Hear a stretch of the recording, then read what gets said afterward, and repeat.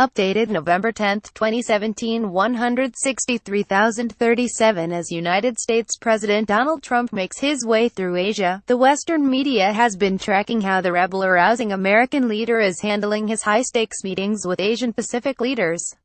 Of particular importance was arguably the centerpiece of Mr. Trump's tour, China, where the U.S. leader was expected to finally tackle head-on some of the region's most critical issues, chiefly trade and regional stability, with President Xi Jinping, whose country he had long accused of being a currency manipulator that does not pull its weight to rein in North Korea. But while Mr. Trump's Beijing visit was generally being portrayed in the West as one of an unpredictable man with low approval ratings tasked with settling some of the region's toughest issues, the Chinese media remained largely blank-faced and stoic about the entire affair, keeping its focus on its own generous hospitality and global dominance, while adding that dealing with China would actually require some real diplomacy.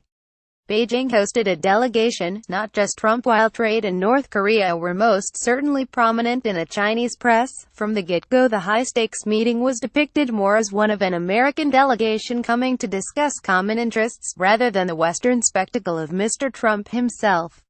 In fact, Mr. Trump's Twitter-happy antics and abuse towards Beijing over the years, which is easy to forget that the large majority of Chinese people are shielded from with the Great Firewall, were entirely ignored while a red carpet state visit plus was rolled out for the delegation of Mr. Trump.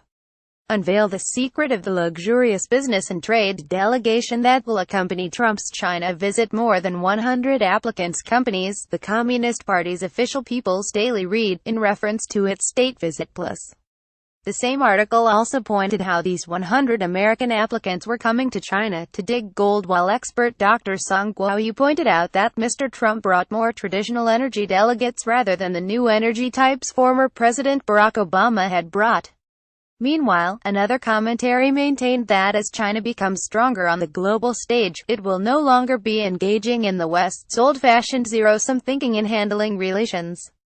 Trump doesn't blame China after state visit plus. Interestingly, state visit plus is not a term that really existed before Mr. Trump. As many Chinese observers pointed out, Mr. Obama just had a normal state visit, meaning he was sent on a guided tour around the Forbidden City, whereas Mr. Xi personally walked Mr. Trump himself through the majestic palace. In the Chinese press, this was massive, and while it was unclear to the West what the actual significance of the different tours made, many observers had suggested that Beijing had finally figured out how to play Trump. They even let him use Twitter to post videos and photos of their tours together, and the local press was infatuated, while many critics were infuriated on how on the second day a sitting U.S. president was changing his Twitter backgrounds to Chinese locations with his new great friend in a country where the platform is banned.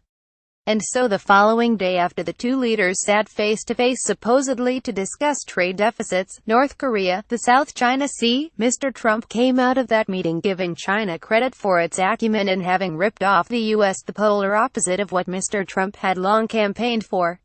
I don't blame China. Who can blame a country for being able to take advantage of another country for the benefit of its citizens? I give China great credit, Mr. Trump said. The U.S. president had secured over $250 billion in deals during the trip. Whether the financial value of these deals will actually be realized is another question.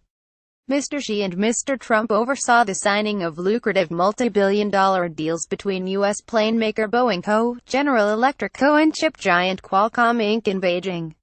Currency manipulation, the South China Sea, regional stability including North Korea. The details of said economic deals hardly even make a bleep in the Chinese press beyond some platitudes, with some even throwing a few punches for good measure. Tackling China will require real diplomacy. People's Daily. The Pacific is big enough to accommodate both China and U.S., Xinhua news agency quoted Mr. Xi as saying. China and U.S. need to actively cooperate in the Asia-Pacific region, allowing more and more regional countries join the shared friend circle of China and U.S., Xinhua added, the emphasis on need to cooperate suggesting that little had changed. And at the same time, while the West noted that Mr. Trump had arguably achieved little, some pieces in the local press even went so far as to remind Mr. Trump that China was not in the grip of the U.S. like Japan and South Korea, and that for the U.S. to take on the world's second-largest power, it will require real diplomacy. while Japan and South Korea, the first two destinations of Trump's trip, are allies of the U.S. China isn't one English-language piece in the Communist Party's official People's Daily noted. For a long time, some U.S. elites regarded the attitude of U.S. allies as coordinates for the other parts of the world, but they have it wrong. It's impossible for the U.S. to dominate the whole world in the way it dominates Japan.